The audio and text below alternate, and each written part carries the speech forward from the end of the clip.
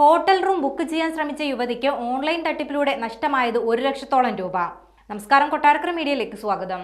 Online യാത്രാ തട്ടിപ്പുകൾ ഇപ്പോൾ സജീവമായി മാറിക്കൊണ്ടിരിക്കുകയാണ്.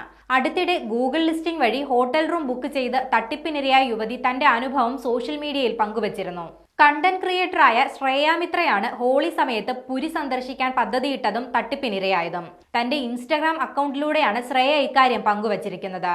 ശ്രേയ ഹോട്ടൽ റൂം ബുക്ക് ചെയ്യുന്നതിനായി ഗൂഗിളിൽ തിരയുകയും വെബ് പേജിൽ ക്ലിക്ക് ചെയ്ത് കിട്ടിയ നമ്പറിൽ വിളിച്ച് താമസം ബുക്ക് ചെയ്യുന്നതിനെ കുറിച്ച് സംസാരിക്കുകയും ചെയ്തു.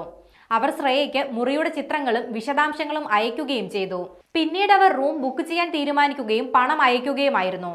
93,600 രൂപയാണ് ശ്രേയ അയച്ചു നൽകിയത്. തട്ടിപ്പുകാർ അവർക്ക് ഒരു വ്യാജ ഇൻവോയ്സും അയച്ചു. എന്നാൽ ശ്രേയ ഇമെയിൽ വഴി സ്ഥിരീകരണം ആവശ്യപ്പെട്ടപ്പോൾ സിസ്റ്റം പ്രവർത്തനരഹിതമാണെന്ന് പറഞ്ഞ് തട്ടിപ്പുകാർ ഒഴിയുകയായിരുന്നു.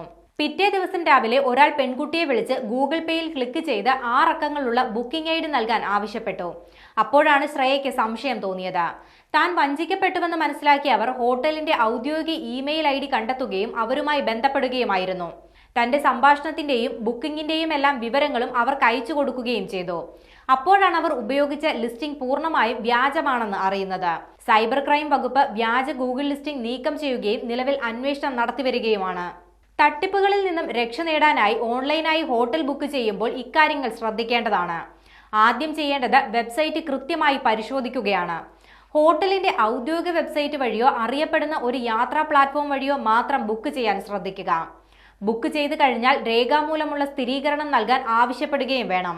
ഒരു യഥാർത്ഥ വെബ്സൈറ്റ് എപ്പോഴും ഔദ്യോഗിക ലെറ്റർ ഹെഡുകളിൽ ഇമെയിൽ സ്ഥിരീകരണം നൽകും. സംശയാസ്പദമായി എന്തെങ്കിലും തോന്നിയാൽ അധികൃതരെ ഉടൻ തന്നെ വിവരം അറിയിക്കേണ്ടതാണ്.